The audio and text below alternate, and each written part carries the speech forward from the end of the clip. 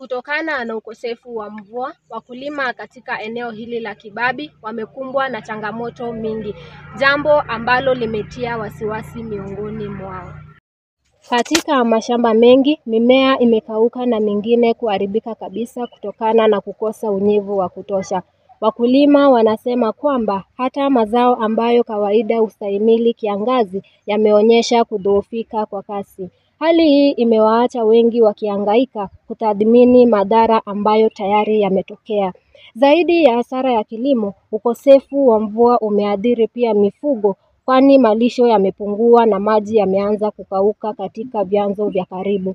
Wakati wakulima wakisubiri mvua kwa matumaini, mashirika ya kilimo na viongozi wa eneo hili wanahimizwa kutoa msaada wa dharura na elimu juu ya mbinu mbadala za kukabiliana na ukame.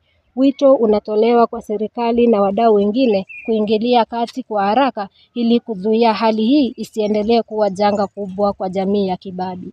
Wakulima wanatumai kwamba mvua itarejea na kunusuru kilimo katika eneo hili. Nikiripoti kutoka eneo la Kibabi, langu jina ni Makori Fena.